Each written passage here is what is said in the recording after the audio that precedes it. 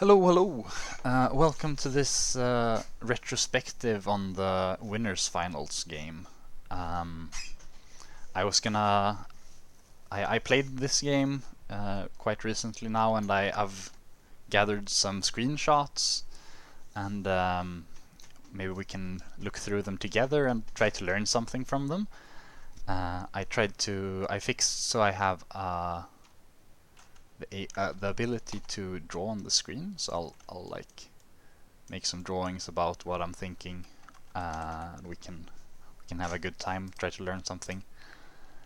Let's begin with some background. So for this round, I picked China, and my opponent picked Korea. And the thing to think about with this pairing is that, well, China is much better early. China gets the paper maker, which specifically on Liberty is quite strong. And in general, the tournament maps have been very Liberty focused. There are a lot of luxuries, which is good for Liberty, and just in general 1v1s tend to focus more on production and on early stats, and that's what Liberty is good at. So I'm thinking already from turn one that, well, we're gonna go Liberty.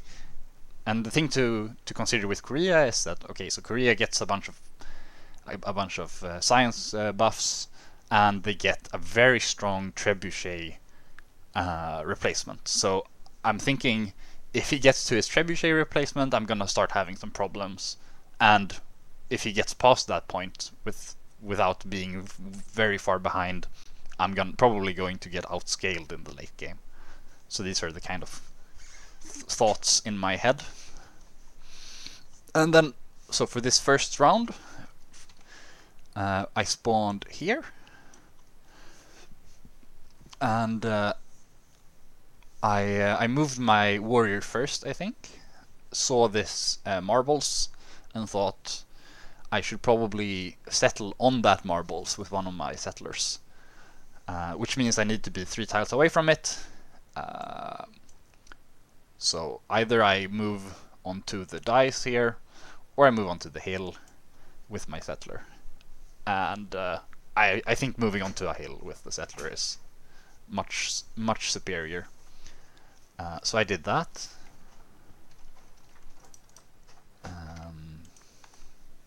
Yeah, then we have round 2.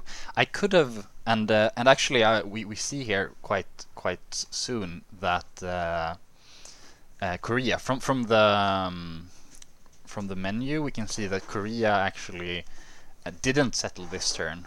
So I know from that fact alone that he probably went one more tile away and settled on the gems, which I think in hindsight might have been better, because then we get the cattle, working the cattle from turn 1, which is nice, and we get the +2 gold from the gems without having to work it.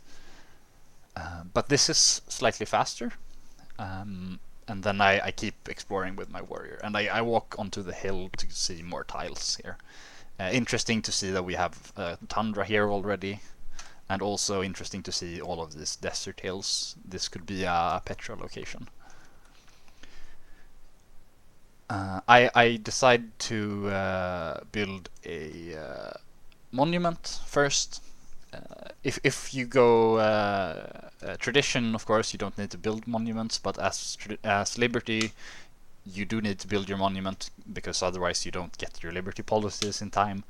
And especially in these 1v1s, where there are no ancient ruins and there are no city-states to meet, I think building monument first is the most standard strategy, because we get all the tempo, and we like building a worker first isn't gonna be very nice, because we don't actually have that many tiles we want to improve, that we can improve at this time. And building a scout or something first is only good to harass our opponent, and they're pretty far away.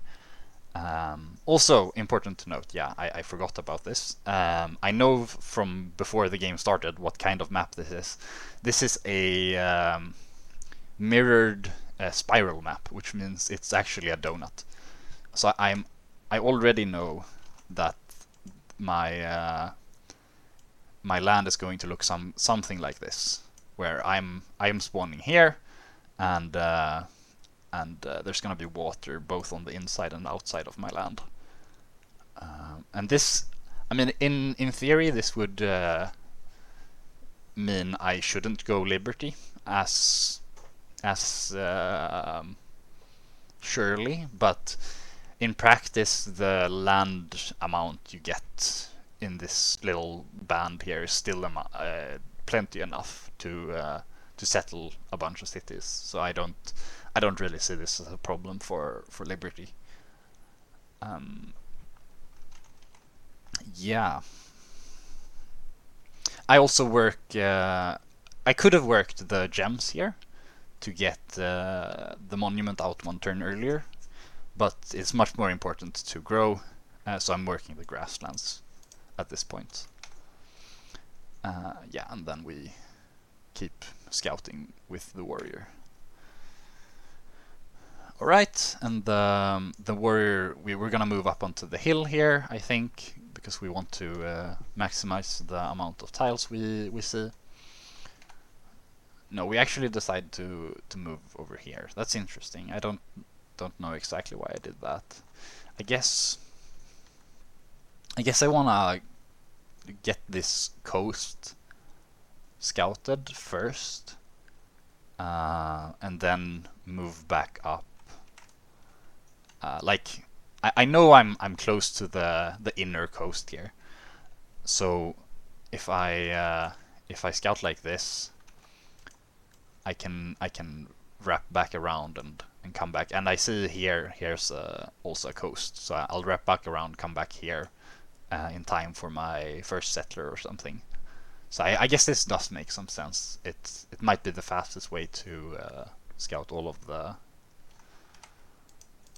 island. Yeah, so we keep on going, and of course now we're gonna just go onto the hill. There's no reason to do anything else here.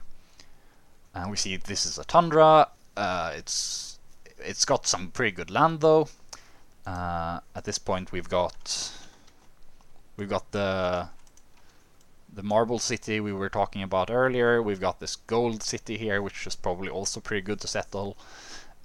We want to settle some other city because okay, so as tradition, you get less culture growth needed to expand your cities, but we don't get this as Liberty. So a tile that is 3 tiles away from a city is too far away to realistically expect our city to grow to.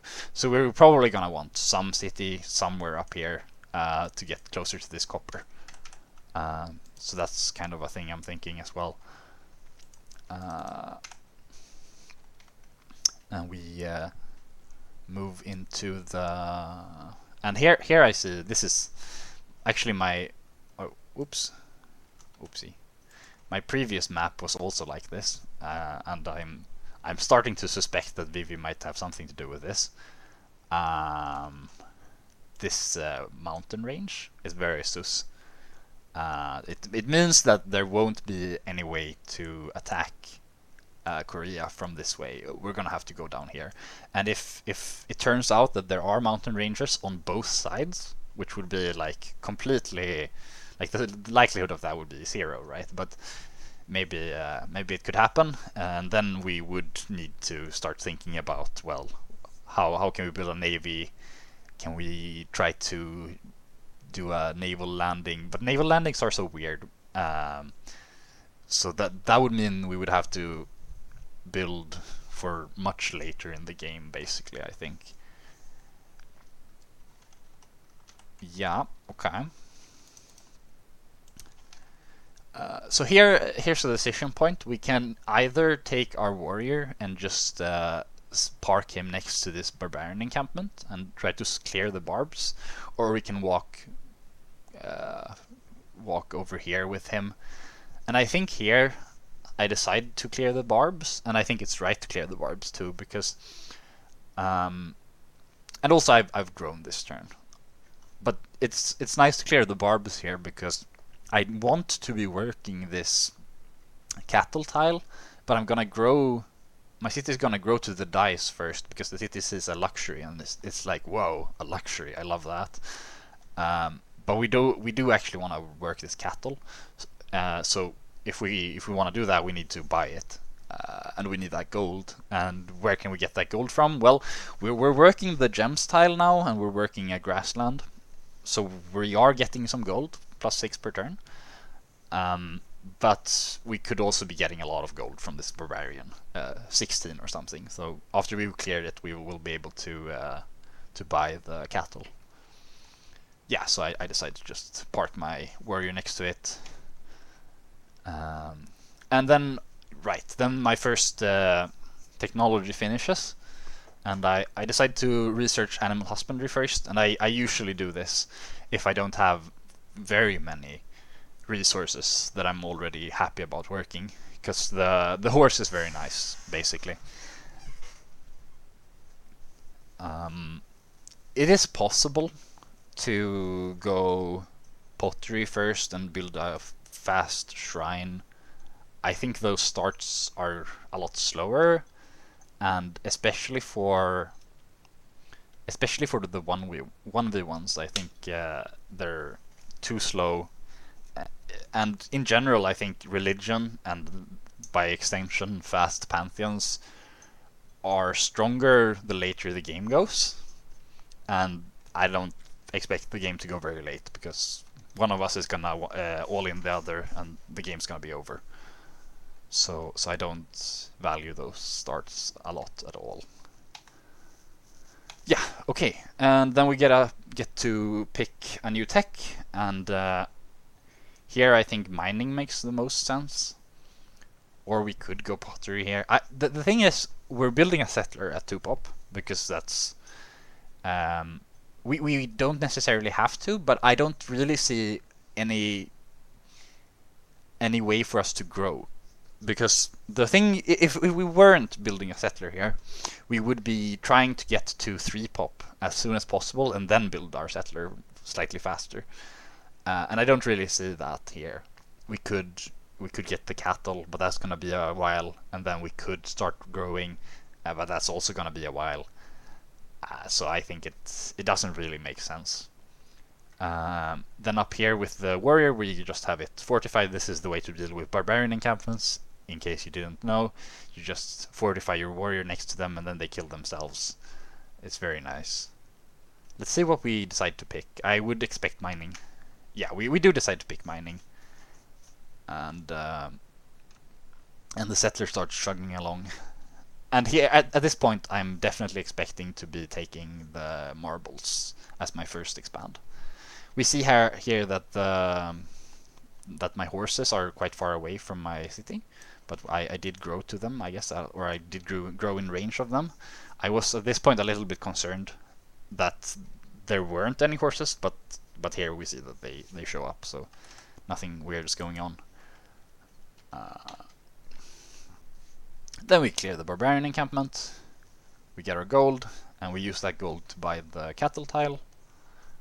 We can't buy the horse tile with it. That would be nicer here, because we're building a settler, and the horse tile will be 2 production, 1 food. But that, as I said, that doesn't work because it's too far away from our capital, so it costs more. Yeah. And now that we've cleared the barbarian encampment, we can just continue scouting with our warrior. So we're gonna see that happening. We get our first policy pick, and that's gonna be the settler, the liberty opener. Of course, I don't see any reason when we've already committed to monument. There's no reason to do anything else. I would say the honor starts are just grief, so don't do that. And we can't do tradition from here. And also, tradition doesn't really make much sense because we've already found so many luxuries. It's quite strong to go liberty. We find a silver here, and kind of unfortunately we can't, what we would like to do, of course, is to settle on top of luxury all the time, because especially Liberty gets some gold problems, and having having all of that gold for free just because you settled on top of luxuries is very nice. But in this case, we can't do that. We're gonna settle on top of this too, and that means we can't settle on top of either of this. So we're gonna settle a city probably on this hill next to both, which is also fine, I guess. It's not that bad. Alright, we keep on exploring. We get to pick another tech. Here, sure, we've done mining, we've done animal husbandry. What's the most reasonable thing to take? I'd say you definitely don't want to take archery here, because archery makes the barbarians start spawning skirmishers, and you don't want that to happen. We have one calendar resource, but that one is a jungle. Like the dice, that's a jungle. So we're gonna need to get bronze working for that one. Other than that, I guess we need to get masonry, because our first settler, our first settler is going on top of this marbles. So we definitely need masonry, or we're not gonna get that luxury improved when we settle on top of it. So that's gonna be our choice here. And yeah, we see masonry. The warrior keeps on exploring, and here I think it's best to go not next to coast. I'd go here, not on top of the coast, because we don't really want to see this anyway. These tiles don't matter. And maybe let's say we go here and we see a hill here, then we would probably want to go, we might go into the sheep or something weird like that. Then again, maybe, I don't know, maybe once you've walked here you can decide whether this is better or this is better. I don't think it matters a whole lot. We decide to go directly onto the sheep. Maybe that was, that's much faster, and we get to see all of the tiles that matter anyway. So we find an ivory, and the ivory is gonna be a nice settle. We can't settle on top of it, of course, but we're gonna settle probably on this jungle, or maybe below this jungle, because we want that ivory for our Liberty Empire. One thing to say about this city that we're settling by this ivory is that it's not gonna have very much production, right? There's some hills down here, and these are gonna be nice, but other than that, this is very flat. Some plains, I guess, not awful, but you would like some hills, you would like some resources, and also all of this jungle. It's gonna take so long to chop down this jungle to do anything with that. Okay, then we keep on trucking, and now we're gonna start exploring south. And here we get our first settler, and we get to pick our policy. One thing that was interesting before, one thing to note with the monument here at the beginning, is that as long as the monument, like you can either finish it if you settle on a hill, you'll have 5 production as a base if you don't work any production at all, and a monument costs 26. So you can either have it done in 5 turns or in 6 turns if you work any production at all during those 5 turns.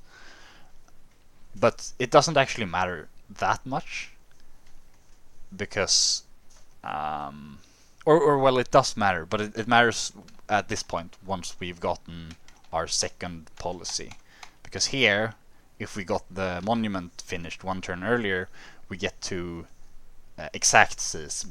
get the production policy 1 turn earlier, which is very nice. That's 1 extra production, and 1 extra production is gonna snowball. So we do that. Then we see a barbarian down here, and this is completely fine. We can just bombard that with our city. Of course we're hoping there won't be any barbarians up here to the north. The thing I'm doing here though is So this looks like it would be risky, but what you can do is you can take your settler and just like say what happens if I were to try to move to this tile, and then the settler, if there is a barbarian on that tile, it's gonna say I can't move to that tile. So you do that with all of the tiles, and then you've kind of radared out that there can't be any barbarians up here. And of course we also cleared some barbarians here, so there shouldn't be any. But to be clear, I didn't take a risk here. I radared and saw that there were no barbarians. We have the barbarian decides to be very nice to us. It doesn't go on top of our cattle. We shoot it and we move our settler one turn closer. Here we're healing our warrior. I think that might have been a mistake. Maybe because the second settler we get out may want to go south to settle, because that could be closer. There could be a good spot that we want to grow a city in faster, closer. I guess though that there are already there are 6 more turns remaining, so we do have a lot of time to heal and also go explore afterwards. It makes some sense. I'm not too unhappy with it in hindsight. Okay, and here the barbarian isn't as nice. It starts blocking us from our cattle, but that's not that bad. We clean it up actually, and it actually dies to 2 hits, so it never did block our cattle for 1 turn. And then we get our Shanghai settle in, and here one important thing is that we probably could have worked some food here. You see that I'm working the hill.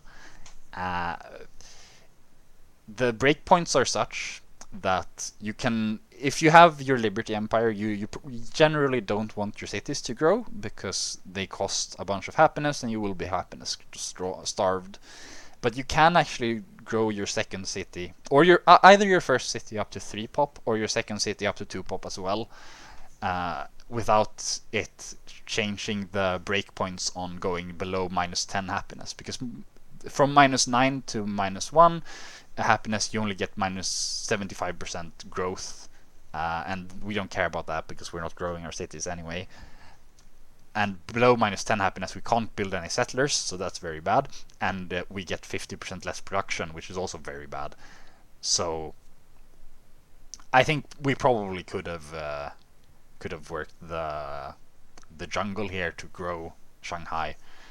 On the other hand, getting this worker out sooner is gonna be very nice. We do have a lot of tiles we wanna improve, so it makes sense this way as well. I don't know really which way I prefer. What I learned, I'll say this, that before now, here of course I would have built a worker instead, but before this game and the last game in particular, I was not prioritizing building my workers quite as much as I am right now. At that point I hadn't, so the previous game was against Emperor Penguin, and Emperor Penguin is much better at the game than me. But he had to coach me because we had a 2v2, and in the 2v2 we built a lot of workers, and I kind of saw the light, saw that building workers is very nice, especially if we have have any woods to chop. Building workers is almost production positive within 10 turns or something, like it's crazy. So yeah, build those workers, build lots of workers. Is my new motto. I would have, like, Shanghai is probably gonna build another worker after this worker is finished, because I just built so many workers. It's very nice also when you've already got all of your tiles improved, and you can start building the roads as soon as you get the +1 happiness policy from connected cities. You can start building roads. That's also very nice. Here I decide to take my warrior over to Beijing as well. I would have expected here to be better. Huh. Let's think about this. I don't know. I think maybe I might have gone here and saw that there was nothing and then reloaded. I don't like doing that, but I think I might have done that this time. Maybe that's what happened. Because I don't see why we wouldn't just walk onto this hill. No, I don't know. I would if asked again, I would definitely go here. All right, we keep on trucking. We see a silver. Unfortunately, we can't settle on top of this silver because we moved downwards. Then we find we get a new tech, and we picked bronze working. I think picking bronze working makes sense. We want to chop the jungle, and then we're gonna get calendar afterwards. So like we want to get bronze working before calendar because we need to chop the jungle before we can build the plantation. So that like it's the right order to get this text in. And in general, like the thing to prioritize is just the luxuries this early, especially as Liberty. You need the happiness. But I mean, as tradition as well, you just need the happiness. Okay, then we find this barbarian who's being annoying. We also find even more luxuries. However, one thing to note is that this silver is a duplicate. We have both silver down here and the silver up here, and this copper is also a duplicate. We have the copper down here and also up here. So these luxuries are a little bit fake. These are better luxuries to improve, I guess, than the ones up there, because these are in better lands. Then the brute starts attacking us, and then somehow another brute shows up. At this point, we can be almost entirely sure that there's a barbarian encampment over here. And perhaps that's what I saw. But I mean, if I saw a barbarian encampment, surely I would have been even more inclined to go towards it and clear it. I don't know. It's unclear to me. I'm not working exactly the same tiles as I was before. Yeah, I'm working the horses and the cattle, but I'm doing that because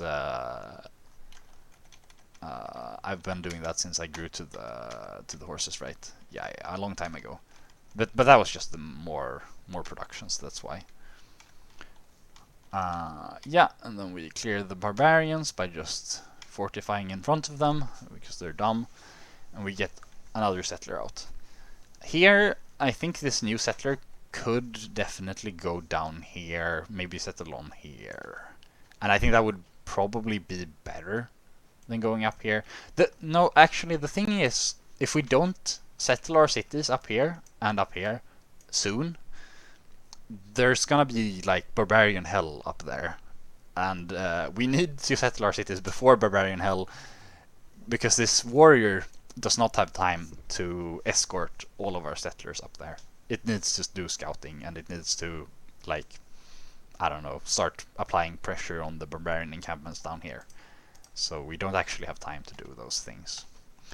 Yeah, so we start moving up towards the gold ore. And here we see the barbarian encampment too. And here I decide to move adjacent to the barbarian encampment, and I go pretty low. I think I have a promotion for health here, maybe. Or I'm just gonna move back. I don't really like promoting for health.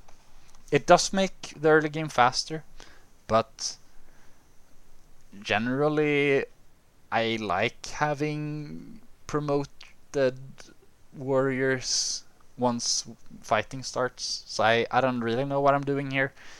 I think this warrior, realistically, I guess if the plan is to go here and then just kind of meander back and start fortifying and then go back and then clear the barbarian encampment, I guess I'm fine with that. But it feels a little bit slow. It's better to go to this tile and start fortifying, or this tile and start fortifying, and then we can go on top of this hill again. But either way, I don't really know if this is the best way to go about things.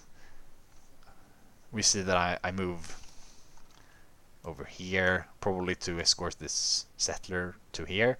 If there is a barbarian over here, I don't think this is gonna help, so I don't really know. I guess we can use the warrior to scout, and then if things turn out bad, we can settle in the, like, not on hill.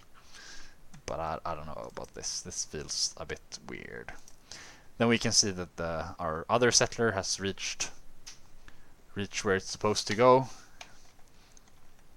One thing to note also is that I have 2 settlers out right now, and that's because I got the settler policy here on turn 24 when I've already completed 2 settlers, which is perfectly fine.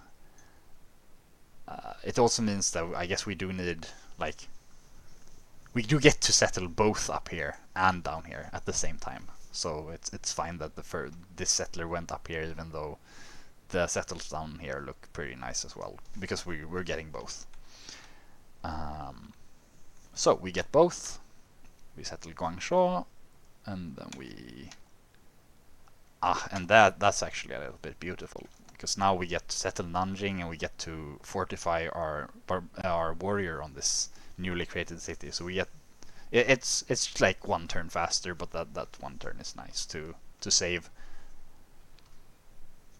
And here, I think this like the early game is over at this point, and I think we did quite a good job at it.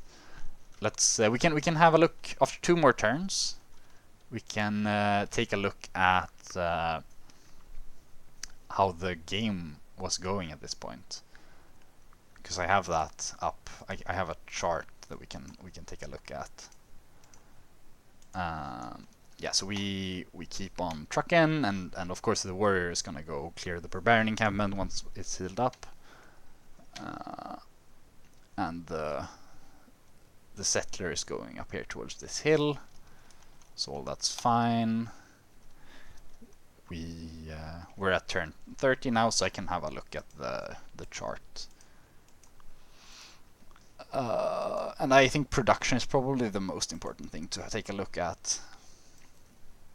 So here at this point, by turn 30, no, by turn 30, we can see that, yeah, I'm not that far ahead. We can see that he settled 1 turn later, of course, but I'm not that far ahead. But I have gotten some more production than he has, which is nice. It's good to see that the small efficiencies have been adding up to something at least. But I mean, all of the previous games I've had before this have been like, okay, I'm ahead by 15 production at this point, and the game is already over. Like if by turn 30 you're ahead by 15 production, there's no way. I guess if they're going tradition, and because the dichotomy between liberty and tradition is that tradition gets slightly slower early game, but they don't have to build as many cities, and then they get to build their libraries and get their growth, and they build the national college, and so they get a bunch more science, and they can either use that science to rush you with a crossbow thing, or they can use that science to get to industrial first and rush you with an artillery push. But I mean, yeah, that's not what has happened. What's happened is that my opponents have been they've been 15 production behind and just haven't had anything to show for it. To be clear, not Penguin. Penguin's very powerful. He was ahead of me at this point. Okay, we can keep on trucking.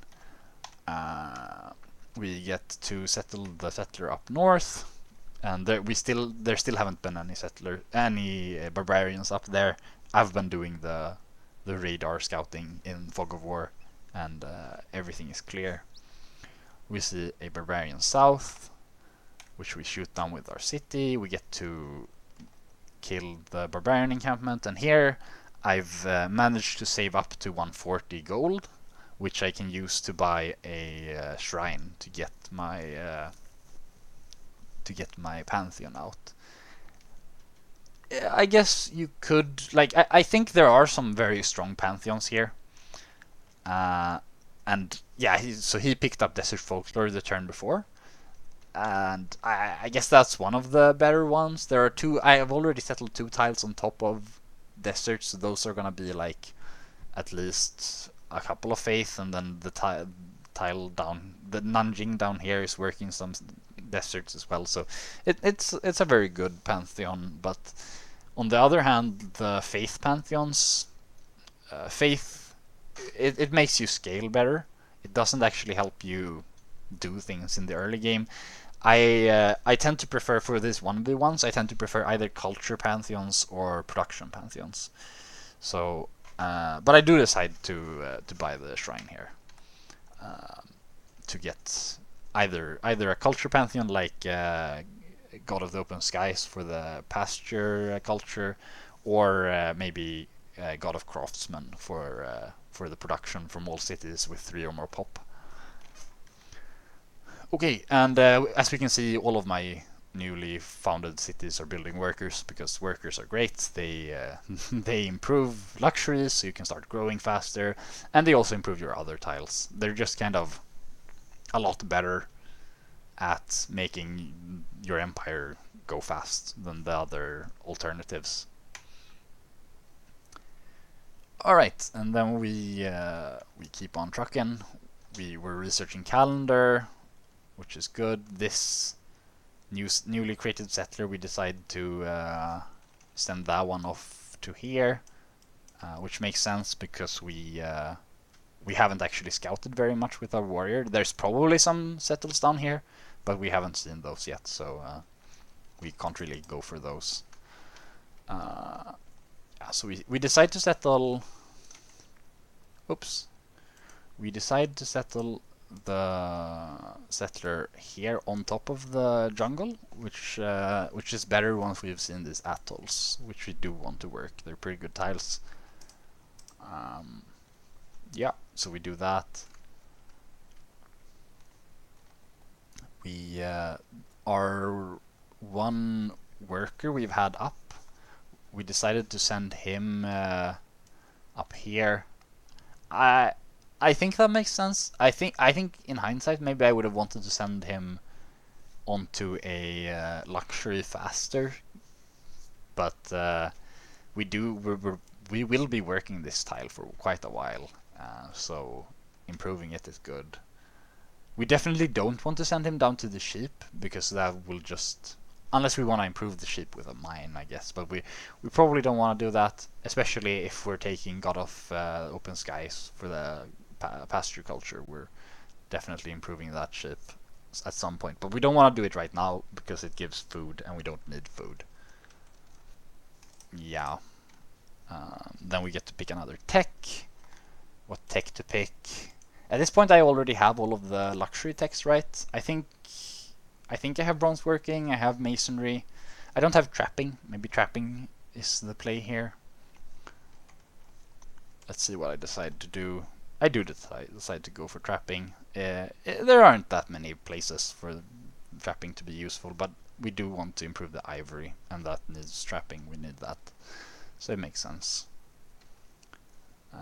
Then we keep on trucking.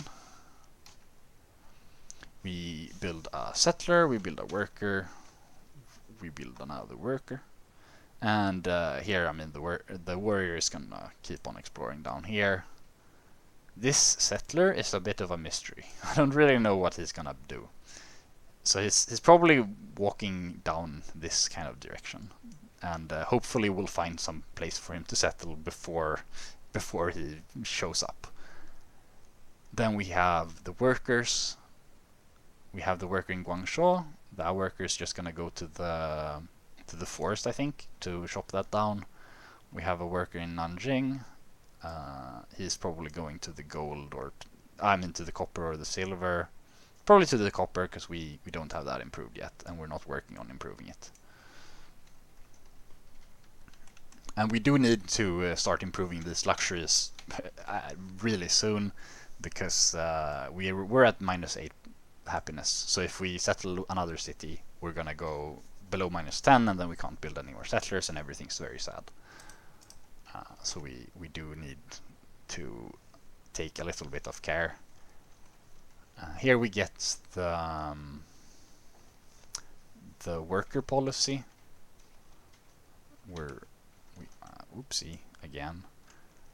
We get another social policy, and that's going to be the worker policy. So we get a worker in the capital, and I think the most reasonable thing for that worker to do is go onto the gems and start improving the gems.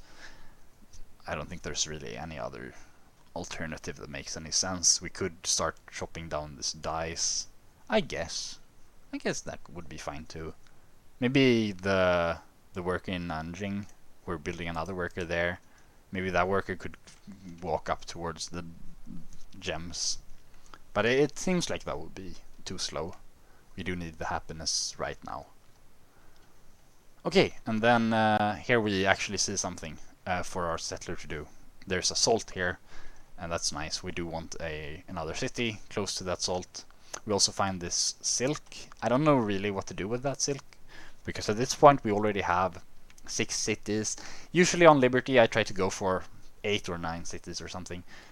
So I think settling on here is good, but settling down by this silk, it's fine. It's not bad, but we do at some point want to start attacking him, and so we want our cities to be closer to him than further away. So that's kind of a thing you need to be thinking about. Yes, also we are getting writing. And writing I wouldn't get as any other civ this early on Liberty, but since we are China, our paper makers cost 3 less gold per turn than, or like they cost 1 less gold per turn and they also give 2 gold, so it's a net swing of 3 gold per turn. So we do want to start building our paper makers at some point, soonish. How are we looking on workers? So we're building... We're building another worker in all of our cities except Beijing, and we've got 1 worker, 2 workers. We got 3 workers, so we're gonna get 4, 5, 6, 7 workers. Maybe this is fine. Maybe we don't need another worker after that. Then again, maybe we do. Like, this is my new philosophy. Maybe having 1 worker too many is better than having 1 worker too few, basically. So I wouldn't be surprised if Shanghai decides to build a worker again after this worker is finished. Here it's a bit important for our warrior to start to keep fortified, so we can actually get our settler onto this tile safely. We build our worker in Shanghai, and that worker is probably just gonna go to the sheep and then onto the ivory, I'd expect. Seems like the most reasonable thing for it to be doing. Let's see where it heads. Yeah, okay, it heads directly for the ivory. That makes sense. We do need our luxuries. And at this point I'm probably panicking a little bit because we're at -8 happiness, and we can't actually settle this city that the settler is going towards. But we don't actually need the ivory to fix that. We're fixing that like next turn with this silver, so it's fine. But I understand why I would be thinking more about the luxuries, and it's also just kind of correct. Okay, we get our worker up in Xi'an, and we can see that I do decide that 7 workers is gonna be enough up here, because I build a monument in Shanghai. I think monuments are the best thing to build after workers. You can start building granaries, and sometimes it works out. Once your first granary finishes, usually you have enough happiness to support it. Maybe I would, if I could play the game again here, I would maybe have chosen granary, because the monuments are nice and all, but they do kind of come too late to be useful. Like, the liberty policies won't come that much faster because of the monument, and once I've completed liberty, there's really not that many good trees to pick from. I guess I would just take honor and try to attack him, which is fine, but it's not super exciting, and not something that's worth sacrificing early game growth for. Okay, and then we have some unfortunate zooming in, but that's just for 1 turn, so it's fine. Yeah, and this turn we get to settle our settler. We've built another settler in Beijing, and he's probably also heading down here. I don't know exactly what he's doing yet, but I mean, if he doesn't find anything else to do, he might settle on top of here and close to the silk. Um, but I mean, we already have a wood here, and there looks to be maybe an end to the desert, and we can start settling here. Okay. Oh, actually, that's interesting. Here I decide, once I step forward with my warrior, that this land over here is very nice, and I want to settle here before settling here. So I think the reason to do this is that I already have another settler coming out here, and it's gonna be hard to get that settler into this sort of a position. It needs to go farther than that. It needs to go here or maybe on top of wheat, but that doesn't seem very good. So it's gonna be hard to make that happen because there are barbs and there's a barb encampment. But if we can get this first settler settled on the good tiles, then we don't have to think about that. We kind of kill the barbs just by tempo. So that's probably what we're doing here.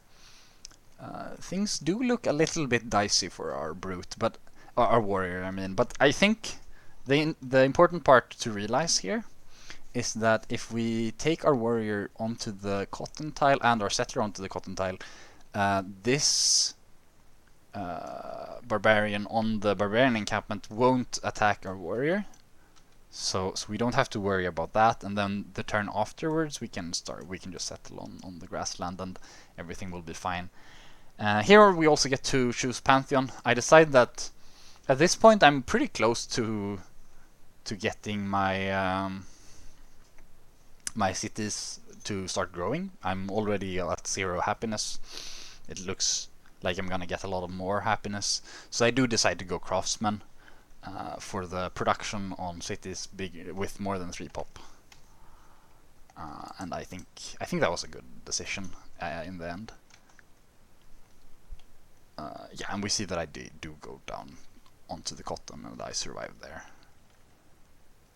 Yeah, I get attacked by the brute, but everything is fine.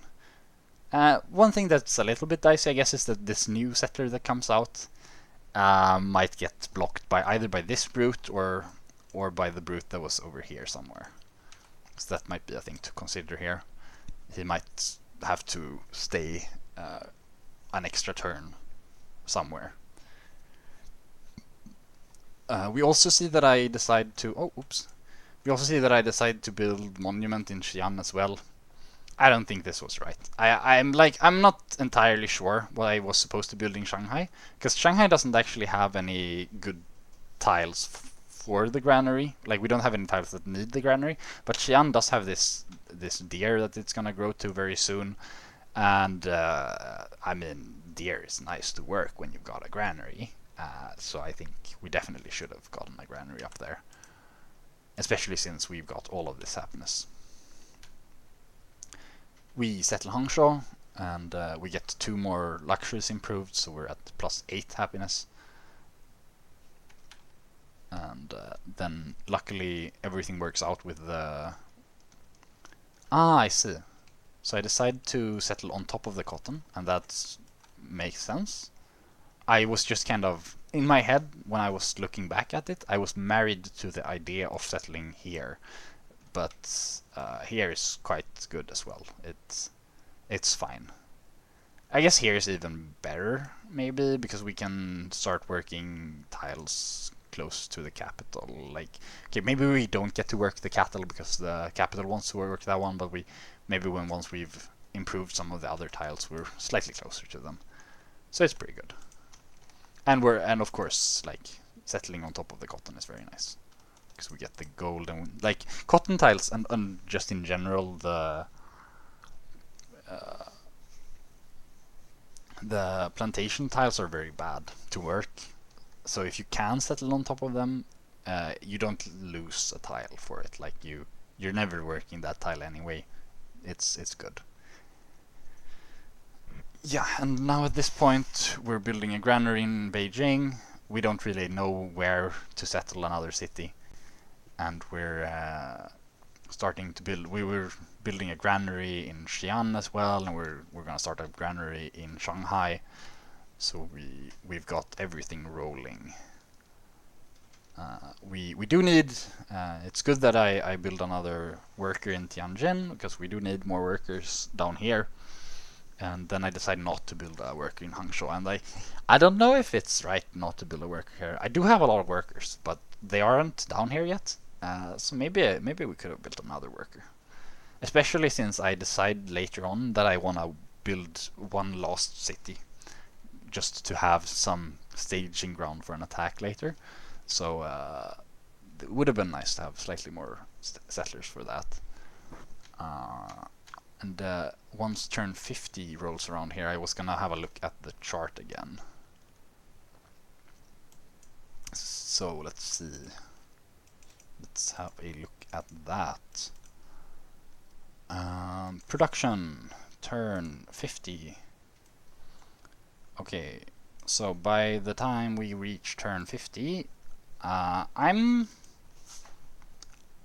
this is score. We don't want to look at score. We want to look at production. By the time we've reached turn 50, I'm like solidly ahead. Like we can see turn 40 specifically. I'm like ahead by 50 in production, and yeah, that's very good, of course.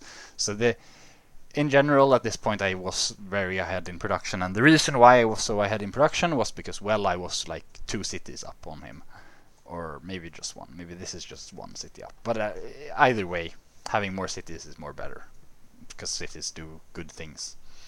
So that was really nice to see. It means I'm more inclined to rush him. I don't know yet if he's going tradition or liberty. I do know that if he's going tradition, he's built like 6 cities on tradition, which is weird. So he's probably on liberty. Okay, and we keep on trucking. And at this point, I've gotten archery. We're starting to reach the point where I might start looking to attack. So I get the wheel. But more realistically, what we're doing with the wheel here is just building roads, right? And these roads are going to be profitable once my cities have like 3 pop or something. And of course, I really want to get to 3 pop anyway because of God of Craftsman. So it all kind of makes sense, works out. One thing that Penguin taught me, or like we discussed, was actually selling the shrine after getting the Pantheon, because and I think I maybe should have done that, because these faith points I get now after having already gotten my Pantheon, these are never gonna amount to anything because I never get any more shrines. So if I had just sold that shrine, I could have saved a maintenance point. Would have been interesting to do. Here we can also see I get in Beijing, we're starting to get paper makers up, and we're gonna do that in some of the other cities once applicable as well. Guangzhou is building a circus, and I think that makes some sense.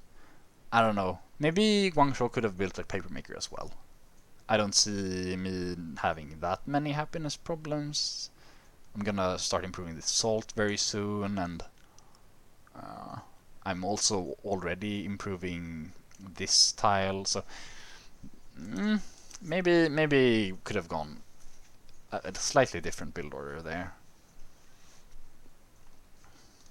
Okay, then Xian finishes the granary, decides to build a circus as well. I guess it makes sense to build the circuses. I've decided to change my mind. This circus has, given that all of my cities want to move up to 3 pop, I do like, it's not like the usual Liberty thing is that you just kind of keep your cities at 1 or 2 pop and everything is fine.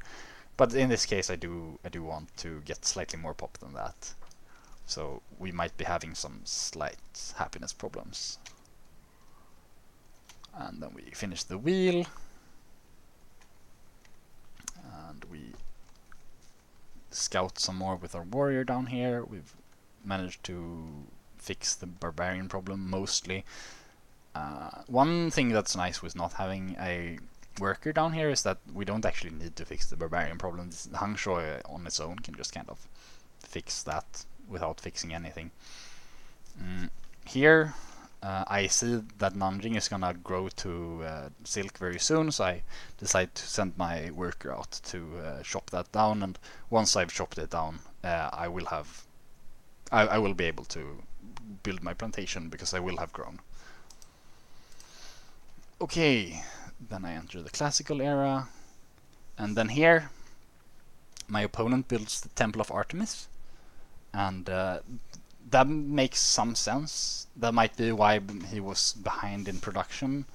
He's been using a lot of it for a wonder, so he's not been scaling quite as fast. I think if you're gonna build Temple of Artemis in this kind of situation, I think it might be worth looking into building it not in your capital. I think I'm just gonna assume he built it in capital. If he had built it in his first expand, maybe it would have come out like a couple of turns later, but it wouldn't have made his settlers slow.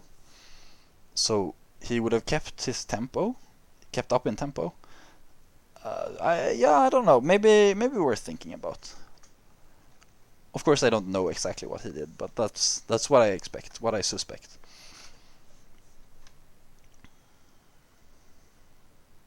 We just kind of keep on scaling. We get construction for the Colosseums, and here I decide but after finishing the papermaker, I don't really have much to build in my capital. So I decide to build another settler, and that makes sense. Also, I find this verse down here, and settling on top of this verse is gonna be nice. At some point, very close to here. I don't know if it's this turn, but it's one of these turns. I also radar scout that there's a barbarian encampment here, or like a barbarian, but it has to be an encampment because they couldn't have gotten here any other way. So I do need to get my warrior back. Yeah, at this point I send my warrior back. And other than that, it's starting to be time for roads, because my cities are soon going to be 3 pop, and then at that point they're just kind of profitable. And we also meet Korea at some point in one of these turns, and we can confirm at that point that he did go Liberty. Other than that, I guess the settler is a little bit iffy now because of Korea. Maybe he has a warrior or a scout down by the furs, so we'll see what happens with that one. So on this turn, we do see that Korea shows up with a warrior. So we can't settle on top of the first anymore, but the next best thing is settling next to the first, so I decided to do that. Still seems pretty fine. It's a better defensive location. Having, like, defensive locations. Having this location next to these hills means that there are a bunch of tiles, like, okay, so these two are hills, so he will be able to place archers on them and fire on my city, but all of these tiles over here, they can't fire on the city. So that's kind of what you want to look for in defensive locations. Then we can also see that some of my cities, like Nanjing here, is building a combo. I think that's mostly just because it doesn't have much else to build. It could have built a Colosseum, I think. Yeah, it's built a papermaker for the last couple of turns. Before that, it built a granary. So it definitely could have built a Colosseum, but do I really need a Colosseum once I'm at 15 happiness? Maybe not. And at this point, I was seriously considering delaying my next my next social policy, to try to get a golden age before the social policy. Could have been nice, because then you get the golden age, and then you get the social policy golden age, and those stack, so you get a longer golden age. Could have been nice. Also, we can see that Korea has founded his religion. He got that from Desert Folklore. It turns out to be pretty good. I think it wasn't worth it because we're in a 1v1 and I'm gonna start rushing him very soon, and so he doesn't have much time for this religion to pay back. But he was having more happiness problems than I was having, so getting the religion up, getting ceremonial burial, and I think he chose pagodas or something. I don't know if pagodas was right because he's not gonna have time to get all that faith. Something like just, I don't know, faith from shrine, or the happiness from shrine or something would have probably been better. But I do think he picked pagodas here. And at this point, my road network has finished mostly. I mean, there are many roads left to build, but we've gotten roads up to Xi'an, we've gotten them to Shanghai, Chengdu, and we're building one to Guangzhou and to Nanjing, and to Chan. I'm butchering all of these names, but we're trying. We're trying our best. So that's mostly fine. Yeah, so Nanjing decides to build a compo, and at this point I'm kind of looking at maybe just killing him with compos, or with either compos or with mostly chariot archers, right? Generally, chariot archers are much stronger than compos. They have one less ranged strength, but they cost, what is it, 25% less production. So basically, they're faster, they cost less, and they shoot slightly less strong. But it's definitely worth it. So at this point, I think I saw that his production was much lower than mine, like 10 points or something lower than mine. So I just decided that I'm probably going to be killing him. Yeah, we keep on trucking with techs. We go horseback riding. Horseback riding is important to get because we have some cities which really want the stables. If we didn't, we could have gone, because of course China has the Shukonu, which is a very good, very powerful military unit. So we could have gone for Shukonu slightly faster if we didn't have to build stables here, but the stables is like 3 production in multiple cities, so it pays itself very fast. Then we keep on trucking. And at this point we are definitely trucking. If we look at the happiness and at the amount of population growth we're getting like 2 or 3 population growth every turn. So this is a lot of momentum we're building, and it's at somewhere around this point that my production lead is at its very biggest. So I think once I get my golden age here, turn 70. If we have a look at the charts, if we consult the charts tell me that by turn 70 I was behind in score because he'd built I think either the same amount of cities or slightly less, but he's built wonders, so he's got a bunch of score. But in terms of production, okay, well, maybe not here. I thought I would be. I guess this big top here doesn't look very big once we zoom in, but sure. Like by turn 72, I'm at 109, and he's at like maybe 80. So I'm ahead by 30 production. This is a very big gap, and I'm ahead by 30 production all the way throughout the 70s. So this is a prime time to build some units and start killing him. Okay, so and we can see that I have built some units. I went forward a little bit fast here, but yeah, at this point, many of my cities have already built their paper makers, and they don't really know what they want to be building. Some of them need the stables, of course, but some of them don't. And Beijing obviously has more production than everything else because it's my capital, so it's already done. So I'm building a bunch of chariots, not to kill him with chariots, but to kind of establish map control. Try to see if I can scout and see if I can take some pot shots at his units. then we can see that I'm picking mathematics, and then I'm picking currency here. And I mean, the thought process is that, well, we want the Chukunu. If we consult the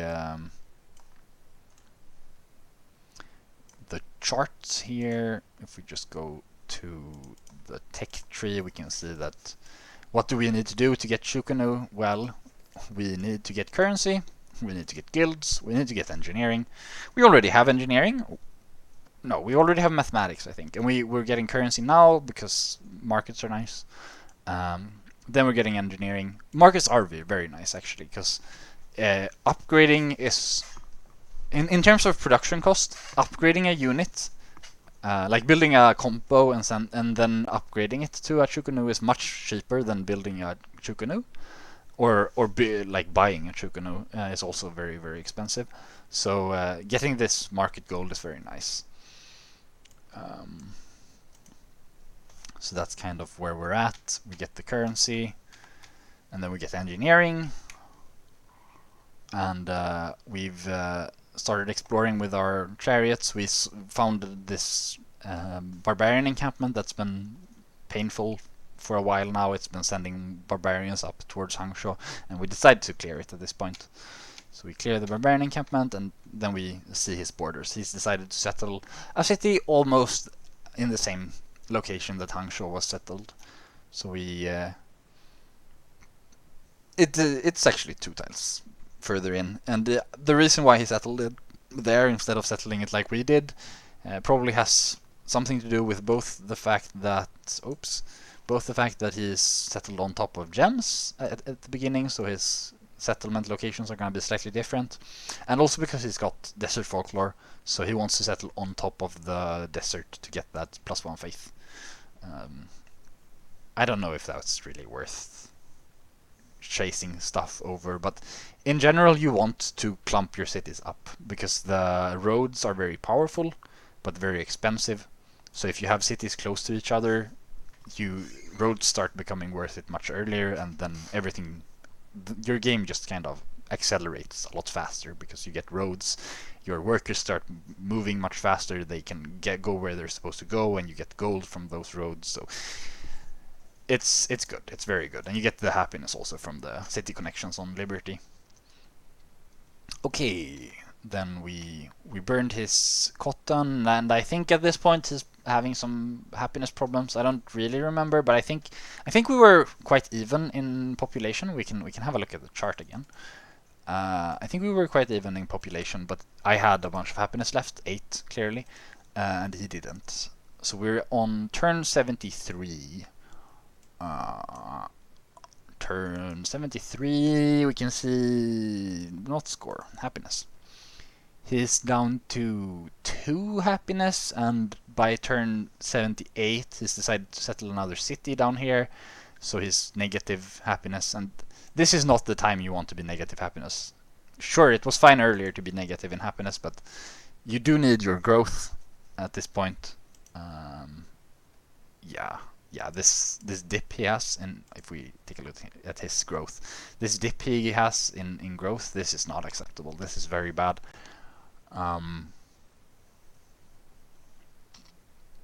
Though we can see in general that he's being quite greedy with his growth. He's prioritizing it higher than I am, even though he doesn't have happiness to get this growth. So I would have, if I was him, I would have preferred growing slightly less, so that the happiness wasn't as big of a problem, and then getting that into production instead. Because as you can see, my chart is just kind of above his. I'm quite far ahead. Okay, so we continue. I decide not to send my chariot archers in to try to grab his city quickly. I think I see a horseman here, and I also see that the force calculations, the force charts are not very in my favor. So I don't think I would have been able to take the city. I would have just lost all of my chariots, and everything would have been very sad. Here, once I'm finished with engineering, I realize that Great Library hasn't even gone yet. So if I can get Great Library and also get guilds. Oh, also, yeah, I changed my UI so we can see more of the important part of the screen. If I can get guilds up very fast and then get Great Library, I can just Great Library into the into Chukunu, and that's gonna mean I'm like 10 turns ahead of him because he's also on Liberty, so he isn't China, so he doesn't get to build paper makers as early as I built them. His libraries either he doesn't have any gold or he doesn't build libraries, so he's not gonna build his libraries as soon, which means I'm probably already a couple of ticks ahead or like turns ahead in terms of tech. So I'll probably be like 10 turns ahead once I get the Great Library. And this is a bit of a risk, I guess. He could have also been building Great Library. That would have been that would have been very bad, very sad. But it turns out he wasn't, or if he was, I got there first. Then we can see that I'm kind of amassing my army down here. I decide to keep my compos by my city so I can promote them faster. And by this point, I think once my cities get their markets up, I think we're just gonna be building military units for the rest of the game. I do decide to get metal casting here. I think I could have gone a bit slower, get metal casting, get workshops, get some forges up, and made a more resilient push. But at some point here, I decide that I don't need to have a more resilient push because what I need, as we discussed like in the beginning, being ahead in tech here, especially against Korea, who is going to outscale me. He's going to get his Hwacha, his Trebuchet replacement, and it's going to be very powerful. What I need is to kill him right now. Kill him dead until he dies. And we can see that he did indeed build a lot of horsemen. I think this was fine from him, sending the horsemen out this far, because I was building a road, right? I was getting infrastructure up for an attack, and the horsemen are very good against chariot archers, so he does get to kill some of my chariots. However, I'm already ahead in terms of force, and I'm gonna be more ahead once I get which I do now, right? Yeah, this turn I get Great Library, so I can start getting Shukunus. And once I get the Shukunus up, I'm gonna be ahead in force by like, I don't know, 500 or something. We can have a look at the force charts. We're at turn 78. By turn 78, force turn 78. I'm not that far ahead, but quite soon thereafter, by turn 86, I'm at like 1,000 force, and he's at like 350. No, only 300. He's at 300 force, and I'm at 1,000 force. And the reason for this is quite simple. Yeah, I just get the Shukanus. I get to upgrade all of my compos into Shukanus, and that's very, very efficient.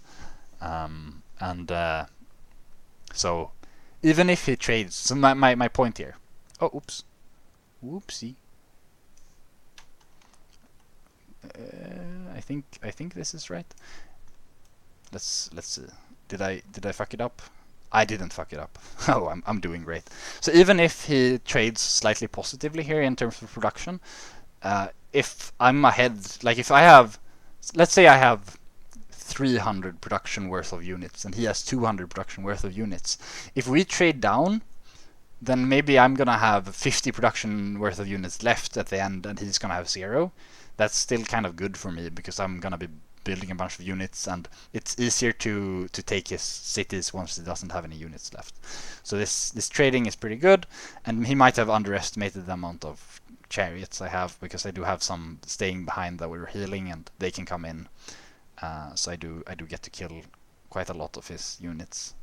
Here we see a zoomed in picture. We can see that I've started getting my Shukunus out, and they're gonna kill Suwon so fast. They're gonna kill a city in 0 time. We also see that in Beijing I decide to build a horseman, And this is because horseman might be useful for actually taking the city. If he starts like acting smartly, he might kill all of my melee units. And I think he does kill my melee unit. I have lost my swordsman at this point. There's another swordman arriving, of course, but I think I've lost my first swordman. And here he does like the thing I have to say about him is my opponent did trade very very well throughout all of this. He gets so on this turn he kills a chariot and kills my Chukanu and gets away with almost all of his archer, almost all of his horses. I think there was one horse maybe which got stuck in the snow here, but other than that, most of his horses got away and he got to trade very very efficiently. Then at this point, yeah, as we can see, I'm just fully building military units. I'm building some spearmen up here, and I think I start building a spearman in Hangzhou as well, because soon I'm gonna get pikemen, and I want to be able to upgrade spearmen into pikemen because that's more efficient than building pikemen. So I want to pre-build some spearmen so I can upgrade them with gold. Okay. Yeah, more very efficient trading from him. He kills 2 of my Chukanus here. He also uses trireme. This trireme's been a pain. it it raided my whales in here and forced me to build whales on the outer ring. So it's been pretty good. It also killed a unit here. So maybe I also should have built like 1 or 2 naval units, but I don't even think I got any naval. Like I definitely didn't get optics tech. I must have gotten naval tech, I guess, because I built a workboat for the whales, but I was really not thinking about the navy at all. I'm thinking about killing him dead. Um, so after this turn, I do get to kill a lot of his horses. So we can see I do get to kill a lot of his horses, and here also I get to take his city with my horseman that comes in from downtown. Yeah, he's in here. This horseman gets to take the city this turn because I've already damaged it so much with my Chukanus. And then I also get my Great General at this point. And the Great General is twice as effective on China, of course, and just in general, having a Great General is so much stronger than not having one. And I don't expect him to get one in maybe 5 more turns. So I get to 1, and then he takes it back with his horseman, and he decides to race it. And I think that was a good decision. He plays very smartly with his roads. So he built a bunch of roads, but then he starts removing the roads for my army. So I can't get in there quite as fast as I would have been able to if he hadn't removed those roads. But I mean, I've got a lot of units, and the thing about horsemen is that they're very good at trading. I've learned this. He's shown me the way. The horsemen did trade very very well on the defensive, but they're not very good at like holding ground. He's gonna have to keep relinquishing more territory with every turn that goes past. And remember that he settled on the gems, so his capital isn't actually that far away. This tile, and then 1 tile, and then 1 tile, and maybe either here or here is the capital. So we're starting to reach that dangerous level where, well, he might be dying soon. Okay, we keep shooting his units. I think he retreated here. Yeah. So I went forward with all of my units, shot some of his units, but didn't kill very much. Just in general, I haven't been killing very much, but that's because I've been prioritizing moving forward, and he's been prioritizing like getting good trades and getting his units out in time. But I think if he'd survived, that would have been very annoying because he would have had a bunch of units. But at this point, I kind of know I have Chukanus, and I'm building a lot more Chukanus, and I know those will be very very powerful. I mean, before he gets crossbows, they're gonna be unstoppable. But even after crossbows, they're gonna be better than his crossbows. So I know that now is the time to strike. Now is the time for more military, for the decisive push. Um, though here it looks like I take a bit of a slow turn. What's happening here? So I think what's happening here is that I remember now. Yes.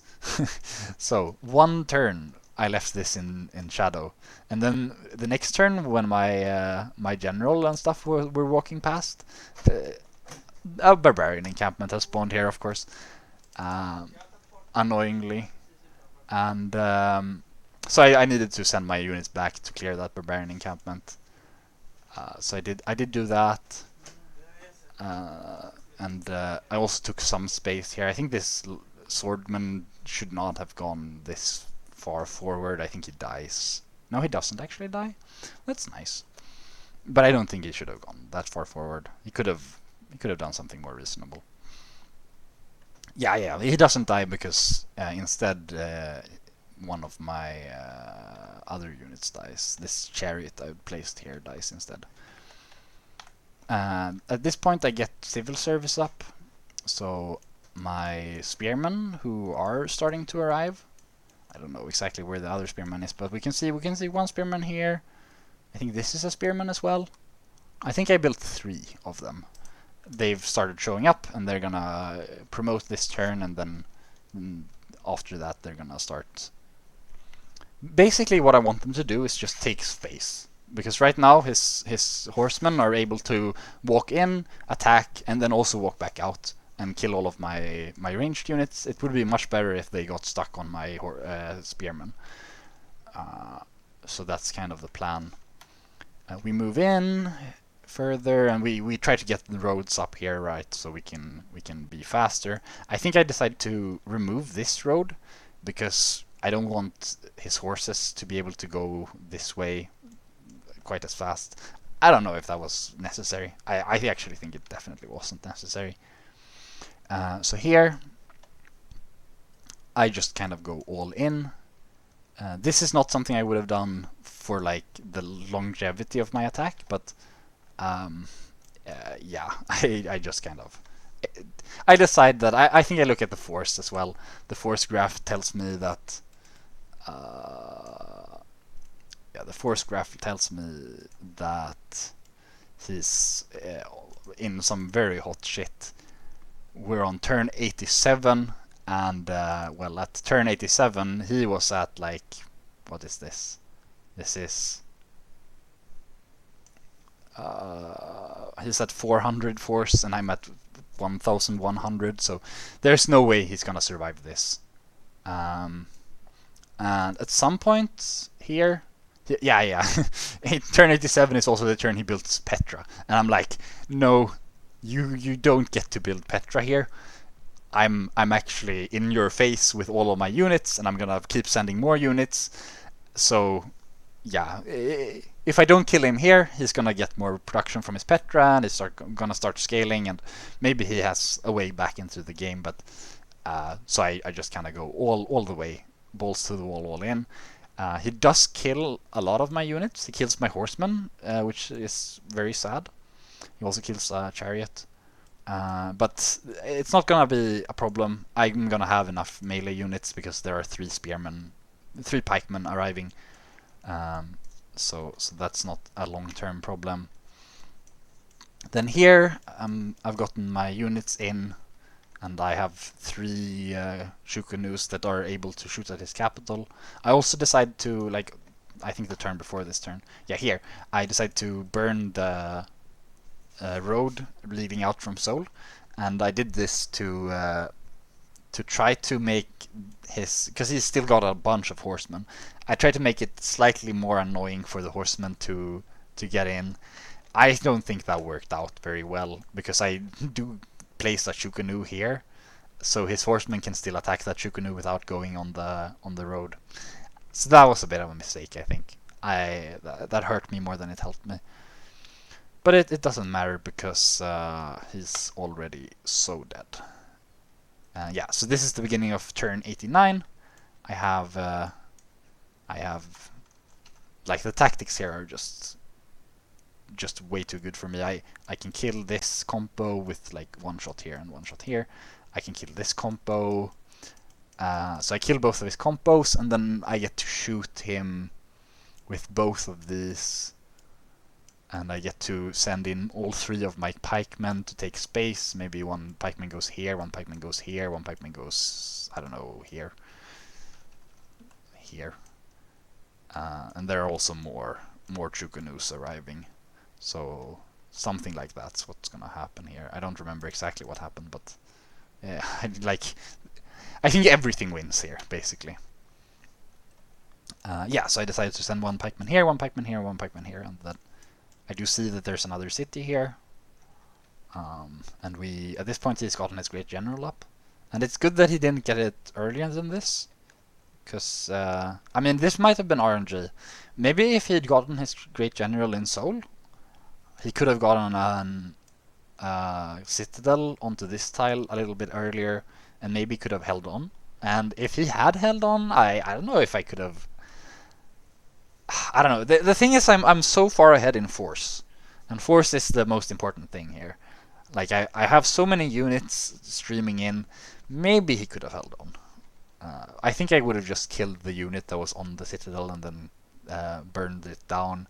I think I would have been fine, but it's something to consider. So from here, I don't think there's any way for him to survive this, because next turn I have 3 Shukunus trained at Seoul. Even if he clears, I think this is one thing that got him a little bit confused, because this pikeman he can clear with all of his stuff. He's got a unit in here, a unit in here. He gets flanking and a bunch of units.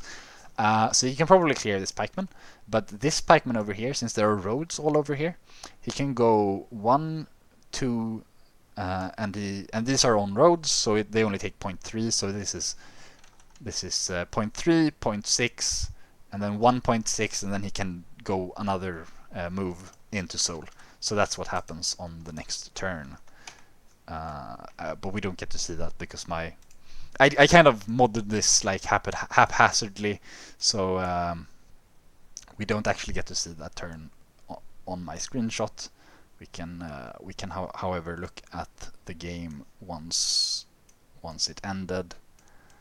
Yeah, so the tactics were simple. I took the pikeman unit, sent it all out to the capital, and I just shot with my Chukunus, right? And the game ended with me winning. And this was winners finals. So I'm off to grand finals, which is very cool. I like being in grand finals. I don't think I deserve being here. Like when I joined the tournament, I was definitely worse than I am now, and I definitely have Pingu to thank for that. A lot of that is that Emperor Penguin, when we played the 2v2 game, coached me a lot. He went through all of the moves and explained how to think, and that was cool. But yeah, it's been cool. It's been very nice winning. I enjoy winning. I'd like to keep winning, if at all possible. But apart from winning, it's been nice playing as well. I've been enjoying it. We can have a final look at the charts.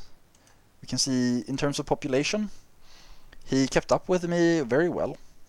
But this doesn't mean he was keeping up with me in technologies. I think if we look at technologies, it looks like he's keeping up. But in reality, I think the reason why it looks like that is because he's grabbed optics and he's grabbed philosophy. So he's grabbed these cheap techs while I've been getting machinery. And I think he was actually further behind in technologies than the chart would suggest. Because I could, as China, I get to build the paper makers much earlier than he gets to build his libraries, and that just means I inevitably get ahead in terms of technologies. If we look at growth, I did grow, like it's good to see here that we both decided around about the same time. Like we both grew almost nothing in the early game because we both know how Liberty works. And then we decided around turn 45 that now is the time to start growing. And I think I timed this very well. I think this was like the perfect time to start growing. And him also deciding to grow on that same turn makes me think that like it validates my viewpoint that this was the right time to grow. And then I grew slightly faster than him. I think this is just because I had more cities and more happiness. And then I think he kind of overcorrected and he didn't have quite as much happiness as I did. So he couldn't grow the amount he wanted to. Um, in the end, I was positive happiness all the way from when I like from when I started growing. I was positive happiness until the end of the game, and I think that's very important. You don't want to grow into negative happiness if you can avoid it. You'd much rather just get more production. And I mean, I was just ahead in terms of production as well. And one thing that these stats don't show is that he's got at least one city here, and I think he has more because the spectator chat was talking about this. He had a bunch of cities that weren't on the mainland, and I think that was just a mistake by him. Those cities, they don't, at least when the game looks like it did this time, they don't get to be productive. It takes too long for those units to make it to the mainland for the war, and those cities don't get roads, so they don't get city connections. They cost more happiness because they don't get city connections, and they don't get you as much gold. So I think that was a big tempo loss for him. And also, I think he might have been placing his cities slightly too far apart. Because what I see here is he's got his capital here, right? And then, well, somewhere here he might have placed a city, maybe on the salt. And no, but if he'd placed a city here, he could have placed a city on top of the cotton, and that would have been, like, better because it would have he would have had more space for cities, of course, but also better because he would have gotten a city on top of cotton, which we've already discussed that was good for tempo, which is why I did it. Yeah, so I think in general I used the fact that my Civ was faster and exploited that. Also, my simming, my early game was slightly better. So I exploited the fact that I got a better, more explosive start to rush him with my unique unit. And I hope there were like some takeaways from this. I don't really know. When I started this recording, I had plans. There were things that were going to be said. At this point, I don't really know if I've said any of those things, but I did take us all the way through the game, and we've talked about what happened at least, and that's I guess that's better than nothing. Um, I hope I don't disappoint in the finals. If I feel like it, and if the reception is good, I'll definitely make a similar screenshot list for the finals, and we can discuss that one as well, maybe. Yeah, but thank you all for listening, and goodbye.